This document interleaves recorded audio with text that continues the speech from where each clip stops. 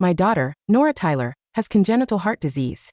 When her disease relapses once again, I scoop her into my arms and travel to the hospital on foot on a rainy night. By the time I reach the hospital, I accidentally see the note my husband, Lionel Tyler, has left for the doctor. I don't care what you do, be it dragging the time out to kill Nora or failing to save her life. No matter what, Nora isn't allowed to leave the hospital alive. Chloe's due date is almost here. I want you to pay more attention to her. Only her child has the right to become the first child of the Tyler family.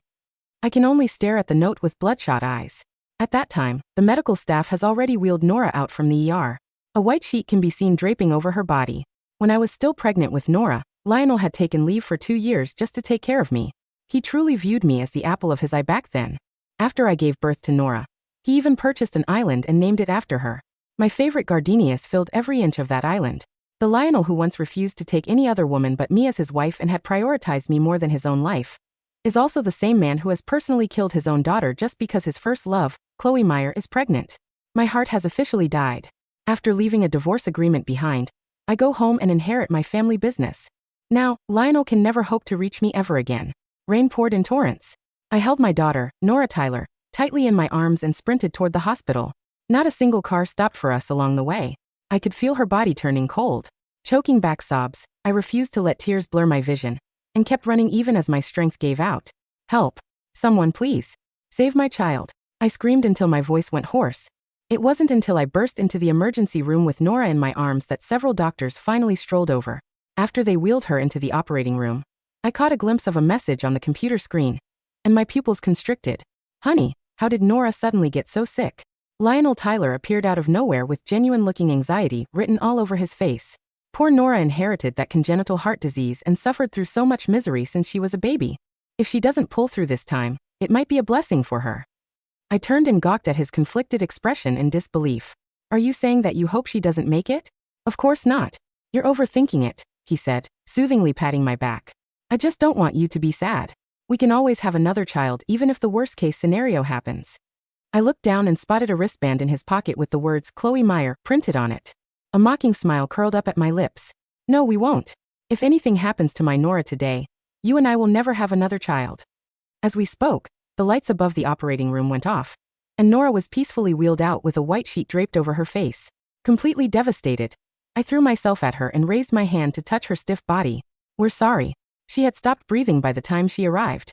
Her condition was too severe, and we did everything we could, the doctor announced. I fought back sobs and gently fixed her hair. The pain in my heart felt unbearable, but I couldn't squeeze out a single tear. Go to sleep, good girl. Once you're asleep, it won't hurt anymore. Lionel sniffled and stepped closer to pull me back a little. Let's not hold up the hospital, Eevee. We should have Nora cremated so she can rest in peace. Why are you in such a rush? Do you have a guilty conscience? I snapped my head back and fixed him with a deadly stare. I couldn't understand how someone could change this quickly. It wasn't until doctors wheeled Nora away, and I watched her fade into the distance, that I finally broke down in unbearable grief. Tears streamed down my face uncontrollably. Maybe I had used up all my strength rushing to the hospital, because after a few gut-wrenching wails, I blacked out. When I opened my eyes again, I found myself lying in a ward with an4 drip finishing up in my arm. Everything that had happened that day flashed through my mind like scenes in a movie. Thinking of Nora, I instinctively scrambled out of bed and frantically rushed into the hallway to find her. That was when a familiar voice hit me like a blow. Just one more bite, babe. You're the center of my universe now, and so precious to me that I'm even afraid to touch you. Lionel's eyes were full of affection as he fed Chloe. They stayed in one of the hospital's luxury suites, surrounded by a handful of nannies taking care of them. Chloe was Lionel's first love. Years ago, she had abruptly fled the country and vanished without a trace on the night before their engagement. I took a deep breath and approached them. Chloe, the last time we met, I never thought I'd see you pregnant the next time we cross paths. What does the baby's father do for a living? Both of them froze the moment they noticed me entering the suite. Chloe lowered her head, and her expression turned grim. To be honest, this baby was an accident, Eevee. Abortion is illegal where I was living, so I had no choice but to keep it. That's right. She's too kind to get rid of the baby, Lionel explained and walked over to me. Her situation is unique right now, and I'm stepping in to take care of her. The doctor said you caught a severe chill and need plenty of rest. Chloe is due to give birth in a few days now, and since I've helped this far, I can't just leave her alone. I might not be able to manage everything all by myself, so why won't we stay here too for now? Go back to your ward and rest. I made you some soup, and I'll come over to keep you company shortly. I looked at them and almost laughed. Staying in the suite for even a second longer made me so nauseous that I could barely breathe. After I stepped out of the suite, Chloe casually spat a bone into a bowl in front of her and started whining softly. It feels like we're some dirty secret, Lionel. Do my baby and I have to live in shame forever, just because I love you? I don't want that. We can't hide this secret forever. There's no turning back for you ever since Nora died in that operating room, and if you still can't bring yourself to break things off with Eevee, I don't want to make things difficult for you. Lionel intimately tapped her nose. What nonsense are you talking about? I'd do anything for you. Don't worry, Chloe. I'll take care of everything. I could even harm my own flesh and blood, so why would I think twice about an outsider who means nothing to me? An outsider who meant nothing to him? My heart felt like it was violently shredded by a branch of thorns, and the pain was so sharp that I could barely speak. Before Nora had her attack, she had excitedly clutched her report card and eagerly waited for Lionel to reward her by taking her out to dinner. Yet she had fought her illness until her last breath and still never got to see him again. The man she longed for the most was the same man who had plotted to take her life, all while looking forward to the birth of another baby. Upon returning to the ward, I contacted the most renowned lawyer to handle the divorce and hired a moving service to pack up all my belongings from the house and ship them away. After some hesitation, I finally decided to investigate how Lionel had set up the trap that took Nora's life. Later, Lionel and Chloe walked into my ward together. He carried over a bowl of chicken soup, while she presented a bouquet, acting all apologetic and repentful. Eevee, you and Lionel have always been like family to me. I won't disrupt your lives again once the baby's born. Please forgive me for stepping out of line and borrowing your husband. Lionel mentioned that since you had a kid, you have a lot of experience. We're all going to be living together for a while, so I'll be counting on you to teach me all about it. I turned my head away to avoid looking at her. It didn't matter what sick show they wanted to put on in front of me. I just had to bide my time until next week, secure my share of the marital assets, and walk away. When Chloe noticed that I didn't reply, she reached out to place the flowers on my bedside table. But as she set them down, she gave a violent shove sideways. The mug of scalding hot water on the table tipped over and dumped onto my bare arm. A burning pain shot through my arm. My heart lurched, and I frantically rushed to the sink to shove my wound under a running tap. Lionel's anxious voice rang out behind me.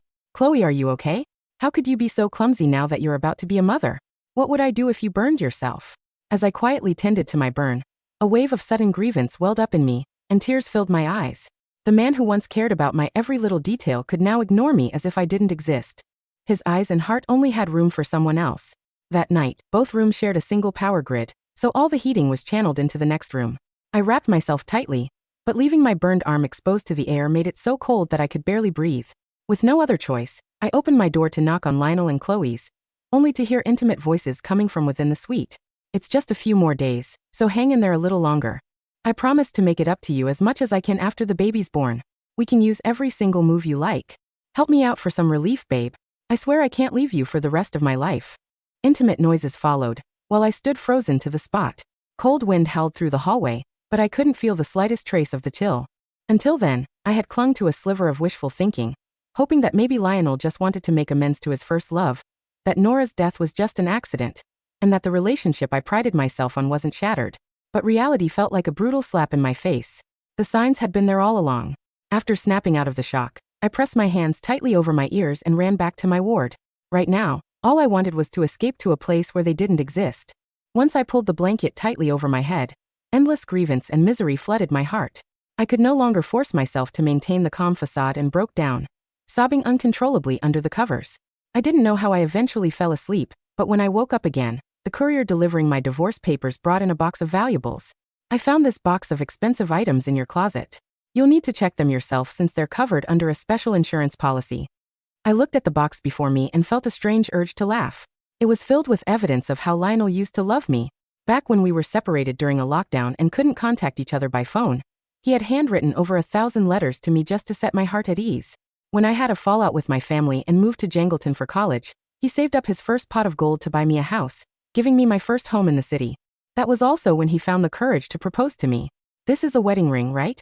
You should keep it safe. Small items like this are impossible to find once they're lost. From the bottom of the box, the courier picked up a huge diamond ring and placed it in my hand. I stared at the ring for a moment before hurling it into a nearby trash can, feeling the weight lift off my chest. Throw everything away. I don't want any of it anymore. The courier looked at me in shock, paused for a second, then nodded. He kept looking back at me every few steps before dumping all the items into the trash can. What a waste, throwing all those treasures away. Chloe remarked and proudly walked up to me. So, did you enjoy listening in last night? We've toned it down now that I'm further along, Chloe added. You have no idea how much stamina Lionel used to have. We had to rush to the hospital so many times because he was way too aggressive in bed. Are you proud of yourself for shamelessly sleeping with another woman's husband? I countered and met her eyes dead on. No matter how incredible he is, he's just something I'm done playing with. How does it feel to get knocked up out of wedlock after feeding on my scraps? You. Chloe's face flushed and paled under my remark. She pouted before stepping closer to me, with a twisted expression on her face. And what about you? You couldn't even protect your own child. It must have felt awful to watch her die in your arms, right? When your precious daughter was sick and dying, and your husband wouldn't answer his phone. Guess what he was doing? My heart wrenched at the mention of Nora. Without hesitation, I threw all my strength into a hard slap across Chloe's face. If I find concrete evidence that both of you are associated with Nora's death, I swear I'll make you pay for it in blood. Just as my hand landed on her face, a massive force violently shoved me aside. Eevee Bright, who gave you the nerve to lay a land on her? If anything happened to her just now, you wouldn't even have enough lives to pay for it. Watching Lionel look so frantic over Chloe, I smirked mockingly and smacked the stack of divorce papers against his chest. Sign it and give your precious little son a proper title. As Lionel read the words on the paper, he impatiently frowned and stepped closer. Now is not the time to throw a tantrum, Eevee. I don't have time to deal with your attitude. I'll give you whatever answer you want once I've handled everything. My child isn't even buried yet, while your mistress and her unborn baby are living in luxury. But you think I'm throwing a tantrum? I snapped. His frown deepened. Why is it so exhausting to talk to you, Eevee? Maybe after everything's over, I should take you to a doctor. I seriously think something's wrong with you. I don't blame you for not understanding my situation, but you shouldn't take your anger out on innocent people. Don't blame me for getting ruthless if you keep up this unreasonable act. I shook my head, amused. What are you so full of yourself for, Lionel? I'll sue you for divorce even if you refuse to sign the papers. I don't want to have anything to do with you ever again. With that, I drove to a mall to buy what I needed, and only returned late that evening to pack my bags for the airport. The moment I stepped through the door, I found that Lionel had cooked a massive spread of my favorite food. He dropped his usual irritable attitude and eagerly pulled me over to the dining table. I know I've neglected you lately and put you through so much pain, honey. None of us wanted what happened to Nora. Once I've dealt with everything, we'll focus on building a good life together again, okay? I swear to you, what's going on between Chloe and me isn't what you think. All this time, you're the only person I've ever wanted to spend the rest of my life with. Will you please trust me? Staring at the table full of food in front of me, I was briefly dazed. He knew what I wanted all along. The thought made me suck in a cold breath. Am I that easy to fool, or do you just think I'm pathetic, Lionel? As I spoke, Chloe walked in, pushing a cart loaded with expensive dishes, and shot me a smug look. Eevee, Lionel ordered way too much food, and I seriously can't finish everything. Besides, I've developed a massive craving for sour food lately, and I can't get enough of it. Did you crave sour food as much when you were pregnant with Nora? No, she didn't, Lionel answered for me and rushed over to hold her. Just tell the nannies or call me if you need anything. What if you trip or hurt yourself? Oops, she gasped and quickly grabbed a piece of revealing lingerie on the food cart to hide it away, blushing shyly as she leaned against him. I shot them a look of disgust, grabbed my pre-packed suitcase and prepared to leave. When Lionel noticed this, he stepped forward to block my path. Maybe it's best that you go on a trip to clear your head, honey. By the time you get back, I'll have all this mess cleared up, and we can start fresh. Oh, I do have to start fresh. I swerved past him and dragged my suitcase out. At the elevator, the young nurse doing her rounds hesitated for a few seconds before stepping close and whispering into my ear. The woman in the ward next to yours is your friend, right? She showed clear signs of a miscarriage this morning, but she's been hiding it from everyone. You might want to advise her to make proper arrangements if the baby truly isn't meant to be. I was secretly stunned. I hadn't expected karma to come for Chloe this quickly. Just as I accelerated out of the underground parking garage, Chloe suddenly appeared out of nowhere and threw herself onto my car. She was hit and sent flying several feet away, screaming in pain as blood pooled on the floor. The car would have run over her if I hadn't slammed on the brakes in time. My heart lurched. I quickly opened the door and got out of the car to check on her. Just then Lionel rushed toward me. Without hesitation, he grabbed me by the collar and slapped me hard across the face. Are you courting death, Eevee?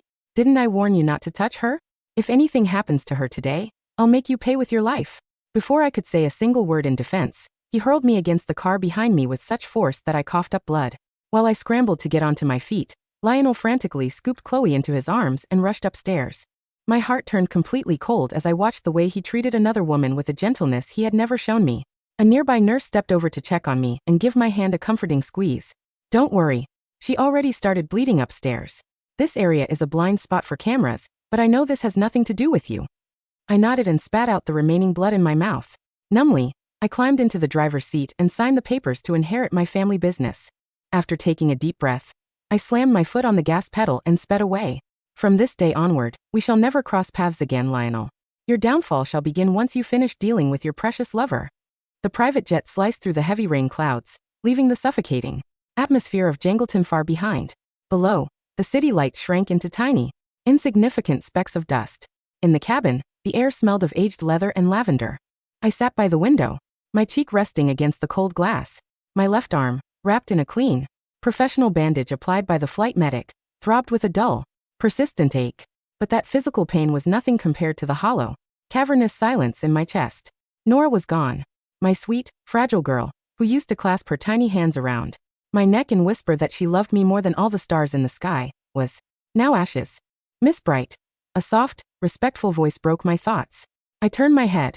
Standing beside me was Samuel Vance, my father's lifelong personal assistant and the chief legal counsel for the Bright Group.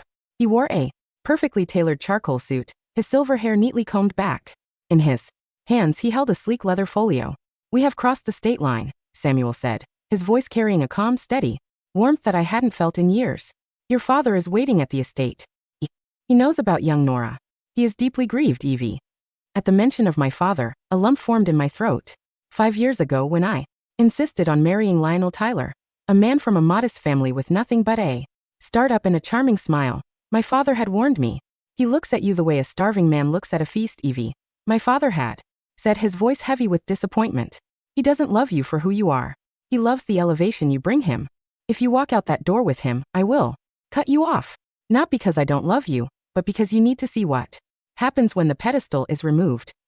I had been young, stubborn, and utterly blinded by Lionel's grand gestures. The 2-year leave he took to care for my difficult pregnancy, the island he bought and named after Nora, the endless promises. I thought my father was simply a cynical, controlling tycoon. So I cut ties, changed my name to Eevee Tyler and lived a quiet, modest life, pouring my own savings into Lionel's business until it finally took off. And this was my reward. My daughter was dead and my husband had slapped me in a public parking lot to protect his pregnant mistress. "Samuel," I said, my voice low and raspy from hours of crying, "is the transition paperwork ready?" "It is," Samuel replied, opening the folio and placing a gold fountain pen in my hand. "Your father has signed over 40% of the voting shares of the Bright Group to you immediately. You are now the executive vice president and the sole designated successor. The board has already been notified. From this moment on, you are no longer Eevee Tyler. You are Eevee Bright." I stared at the signature line.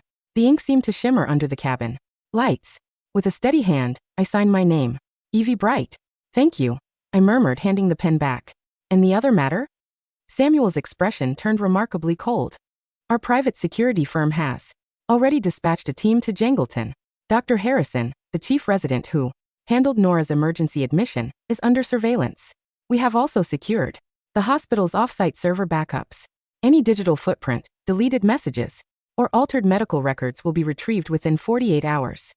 What about Lionel? His company, Tyler Technologies, is currently bidding for the municipal smart grid project in the capital," Samuel explained, his fingers tapping the leather folio. "To qualify, they need a major financial guarantor. They have been lobbying our subsidiary, Bright Capital, for a $20 million credit line. Lionel has no idea that the company he has been begging for mercy is owned by your family." A cold, humorless smile touched my lips. "Tell Bright Capital to keep him on the hook. Let him on. Let him think the deal is practically in his pocket." "Understood." Samuel bowed his head slightly. "We are beginning descent, Miss Bright. Welcome home." As the plane touched down, the rain here was different, softer, cleaner. I stepped out onto the tarmac, wrapped in a cashmere coat that Samuel had prepared. For the past 6 years, I had shrunk myself to fit into Lionel's world, wearing cheap clothes to match his budget, cooking his meals, and enduring his mother's snide remarks about my mysterious, estranged family. No more. I was done playing the martyr. In the VIP ward of Jangleton Central Hospital, the air was thick with the scent of lilies and expensive disinfectants. Lionel Tyler sat by the bedside, his fingers tightly clutching Chloe Meyer's hand. Chloe lay pale and fragile against the pillows, a delicate lace shawl draped over her shoulders. Her eyes were red from crying, though her makeup remained remarkably intact. The baby. Chloe sobbed, her voice trembling with theatrical grief. Lionel. Our little boy, he's gone. It's all because of Eevee.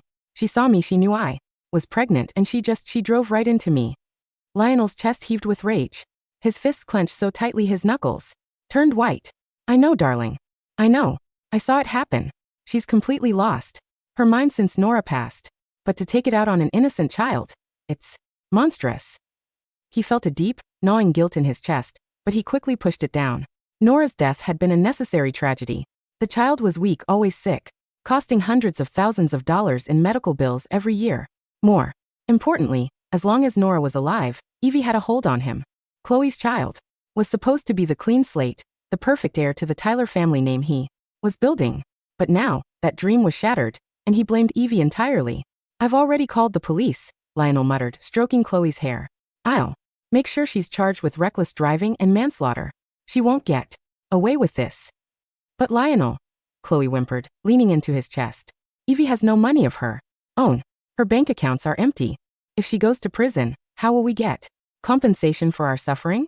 Tyler Technologies is in such a tight spot right now. You need that municipal project. Don't worry about the money, Lionel said confidently. Eevee's name is still on the deed of our marital home. I'll force a division of assets. Since she caused the accident, the court will rule in my favor. I'll take everything she has left and leave her to rot in a cell. He pulled out his phone and dialed Eevee's number, ready to unleash his fury and demand she return to sign the divorce papers. The number you have dialed is no longer in service. Please check the number and try again. Lionel frowned. He tried again. The same automated message played. She changed her number? He muttered, irritated. Coward. She thinks she can run away from this. He immediately called his personal assistant, Mark. Mark, go to the villa. Find Eevee. Drag her to the police station if you have to. Sir, Mark's voice sounded hesitant over the line. I'm actually at the villa right now. I came to retrieve some of Miss Meyer's things, but you need to see this. See what? The house is empty, sir. I don't mean Miss Eevee is gone. I mean everything is gone. 20 minutes later, Lionel stormed into his suburban villa. The front door was wide open. When he stepped inside, his jaw dropped. The house wasn't just packed, it was stripped. The Italian leather sofas, the crystal chandelier in the dining room, the paintings on the walls, even the customized built-in bookshelves had been carefully unscrewed and removed. The hardwood floors were bare, showing faint dust outlines where their life together used to sit. In the master bedroom, the walk-in closet was completely bare. Not a single thread of Eevee's clothing remained. Even the bed frame had been dismantled and taken away. But what caught Lionel's attention was the small trash can in the corner of the empty room. He walked over and looked inside. Resting at the very bottom, discarded among crumpled tissue paper, was the 5-carat diamond ring he had bought her for their 5th anniversary, the one he had taken out a business loan to purchase when they were still struggling. Beside it lay a single sheet of paper. It was the divorce agreement she had signed, but she had crossed out the section demanding a split of his company. Underneath, she had written in elegant, decisive print. I leave you your crumbling empire, Lionel. Keep your dirty money, and keep your mistress. I am taking back my dignity. Do not look for me. You cannot afford the price of my attention anymore. Lionel stared at the note, a sudden inexplicable chill creeping down his spine. The quiet, submissive woman who had spent 6 years cooking his meals, cleaning his house, and quietly enduring his coldness had vanished without a trace. Mr. Tyler? Mark asked cautiously from the doorway. Should we file a report for theft? Lionel crumpled the note in his fist, his face darkening. Theft? No. She bought most of this furniture with her own personal inheritance from her mother anyway. Let her have it. It's just cheap garbage. He threw the crumpled paper into the empty room. She's bluffing. She has no job, no family support, and no friends left in this city. She'll run out of money in a week and come begging on her knees. Let's see how proud she is when she's starving. A week passed. To Lionel's immense frustration, Eevee did not return. The police report he filed against her for the parking lot accident was stalled. The precinct captain kept telling him that the incident occurred in a blind spot and there was insufficient evidence to warrant an arrest warrant, especially since Chloe's medical reports from that night were oddly delayed. Meanwhile, Tyler Technologies was on the verge of collapse.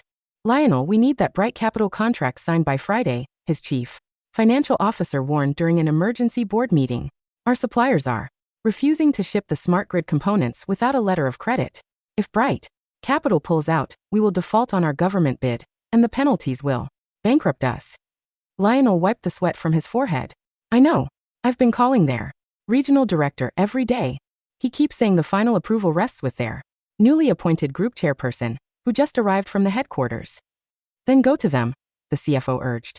They are hosting a private banquet tonight at the Grand Hyatt for the top tech firms in the state. If you can get 5 minutes with the new chairperson, you can secure our future. I'll be there, Lionel resolved. That evening, Lionel dressed in his finest bespoke suit. He brought Chloe along, hoping her elegant appearance and her family's minor social standing would help grease the wheels of high society. Chloe wore a stunning emerald silk gown, carefully concealing her abdomen, her face glowing with expensive cosmetics. Make sure you introduce me as your fiancé, Lionel, Chloe whispered as they entered the grand ballroom. The room was a sea of crystal chandeliers flowing champagne and the city's most powerful elites. Once we sign this deal, we should announce our engagement. It will look great for the company's image.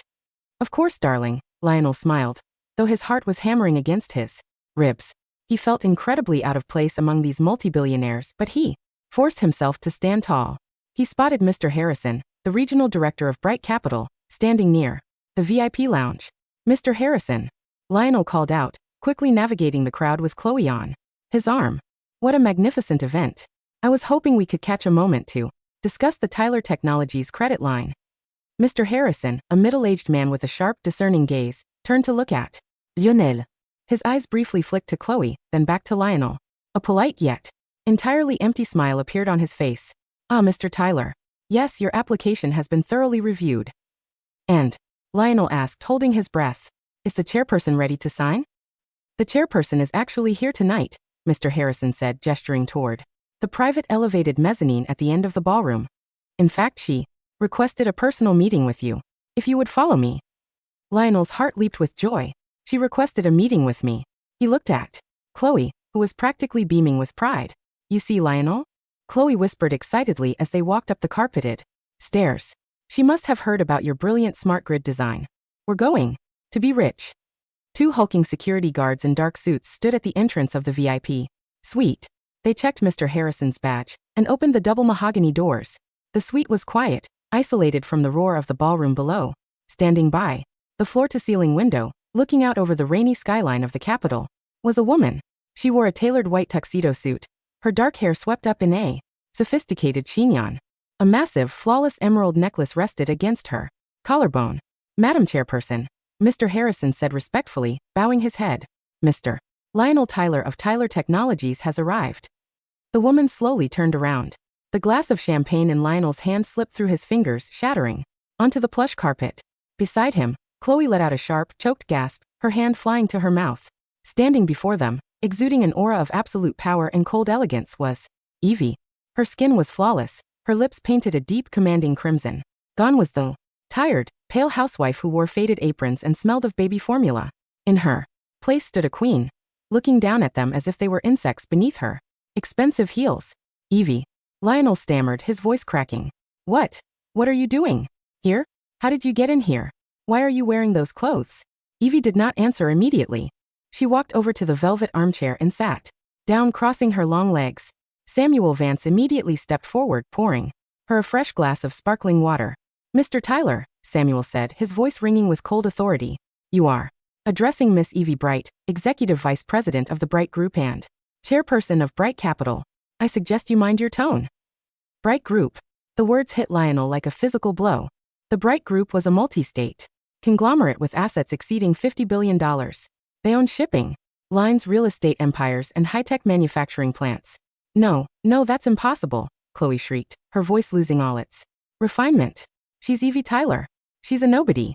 Her family is just some poor, middle-class household in Jangleton. Eevee picked up her glass of water, taking an elegant sip. She didn't even look at Chloe. Lionel, Eevee said, her voice smooth, level, and entirely devoid of emotion. You spent 6 years believing I was an orphan because my father cut me off. You believed I had nothing because I chose to live within your means. You assumed my silence was weakness. Lionel's brain scrambled to make sense of the reality unfolding before him. The puzzle pieces clicked together with agonizing clarity. The expensive education she had, her effortless manners, the quiet dignity she kept even when his mother insulted her, She hadn't been a commoner trying to act rich. She was a true blue blood who had lowered herself to his level. Eevee, honey, Lionel said, his voice suddenly turning incredibly soft, his face shifting into a desperate, pleading smile. He took a step forward, but the 2 security guards instantly stepped in his path, their faces grim. Stay back, Mr. Tyler, Samuel warned. Eevee, please, Lionel begged, his hands trembling. There's been a massive mistake. I didn't know. I swear I didn't know. If I had known who your father was. If you had known, you wouldn't have killed my daughter? Eevee interrupted her, voice dropping to a whisper that cut through the room like ice. Lionel froze. What? What are you talking about? He stammered, his face turning pale. Nora died of her heart condition. It was a tragedy, Eevee. I loved her too. Did you? Eevee gestured to Samuel. Samuel opened his tablet and tapped the screen, projecting a document onto the large flat-screen TV on the wall. It was a copy of the emergency room admission log from the night Nora died. Beside it was a high-resolution photograph of a handwritten note, written on Jangleton Central Hospital prescription paper. The handwriting was unmistakably Lionel's. I don't care what you do, be it dragging the time out to kill Nora or failing to save her life. No matter what, Nora isn't allowed to leave the hospital alive.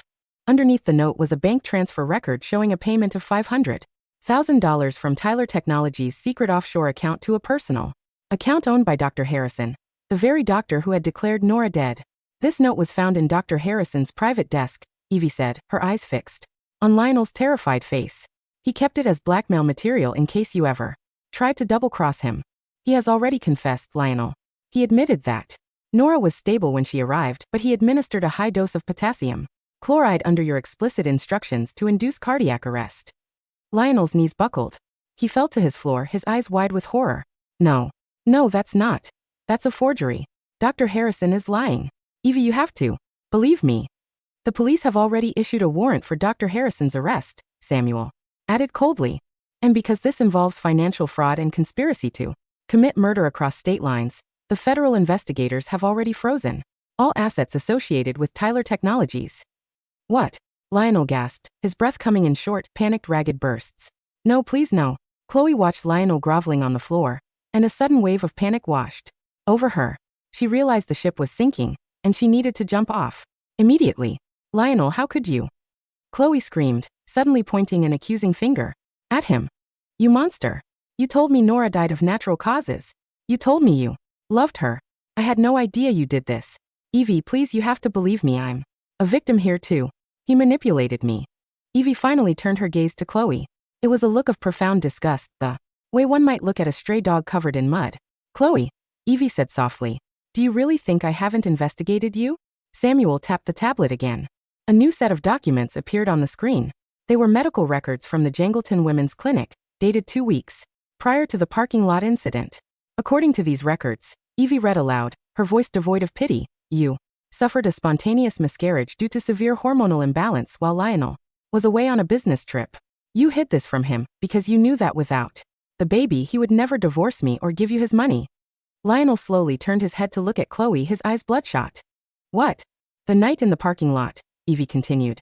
You threw yourself onto my car because you needed a convenient scapegoat. You wanted to blame your already failed pregnancy on me, so Lionel would hate me forever and give you everything in the divorce. The nurse in the ward next to mine had already detected the truth, but you paid her off. Too bad my investigators pay much better. You lied to me? Lionel whispered, staring at Chloe. Our boy, he was already dead. Lionel, no. It's not like that. Chloe cried, stepping back. I did it for us. I did it because I loved you.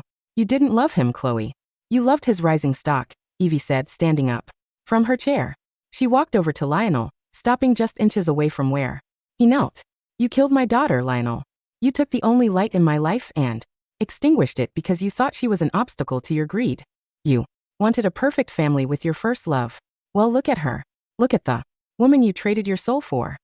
Lionel looked at Chloe, who was now trembling, her face distorted with ugly panic. He looked back at Eevee, who stood before him like an untouchable goddess, possessing a fortune he could never accumulate in 10 lifetimes. He had sacrificed his real daughter, a beautiful, innocent girl who adored him, and his loyal billionaire heiress wife, all for a lying, manipulative fraud in a bankrupt company. The realization hit him like a physical blow. He began to vomit, dry heaving onto the expensive carpet. Eevee, please, Lionel wept, reaching out to touch the hem of her trousers. I made a mistake. I was blind. I was stupid.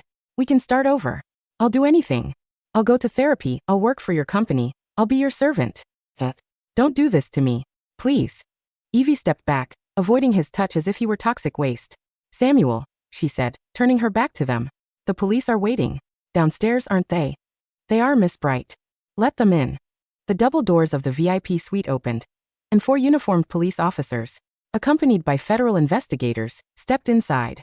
Lionel Tyler, the lead investigator said, producing a pair of steel handcuffs. You are under arrest for conspiracy to commit first-degree murder, corporate fraud, and obstruction of justice. No. No. Lionel screamed as the officers grabbed him by the arms, dragging him up from the floor. The handcuffs clicked shut around his wrists. Eevee, save me. You loved me. Remember the letters I wrote you? Remember the gardenias on the island? Eevee did not turn around. She stood by the window, watching the rain wash over the glass. And Chloe Meyer, another officer said, stepping toward Chloe. You are being detained for questioning regarding insurance fraud, false police reporting, and complicity in financial extortion. I have nothing to do with this. Chloe shrieked as she was led away in tears, her emerald dress rustling loudly against the corridor. Lionel did it all. He's the monster. Let me go. Their screams slowly faded down the hallway, replaced once again by the quiet, dignified silence of the VIP suite. Samuel walked up behind Eevee, his expression soft. It is over, Miss Bright. The local news has already received the anonymous tip. By tomorrow morning, Tyler Technologies will be bankrupt, and Lionel Tyler will be the most hated man in the state.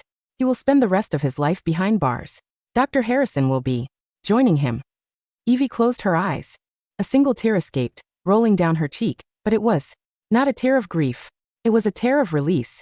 Thank you, Samuel, she whispered. Please prepare the jet. I want to go to the island. The Gardenia Island? Samuel asked gently.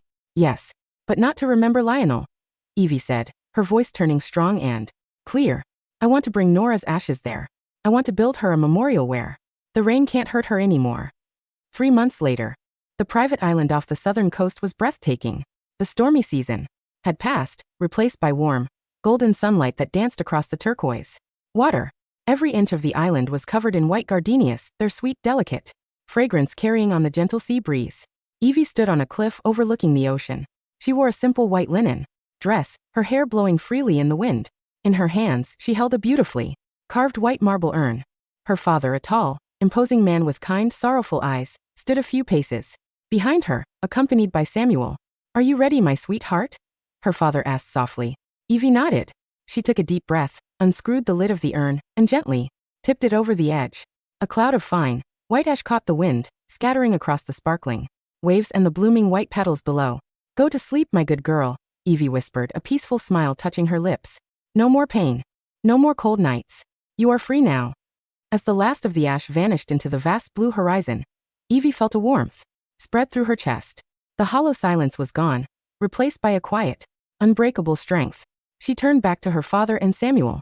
Her eyes were bright, clear, and focused on the future. Let's go back, Eevee said, her voice steady and commanding. We have a business to run. She walked past them toward the waiting helicopter, leaving the ghosts of her past behind in the gardenia-scented wind.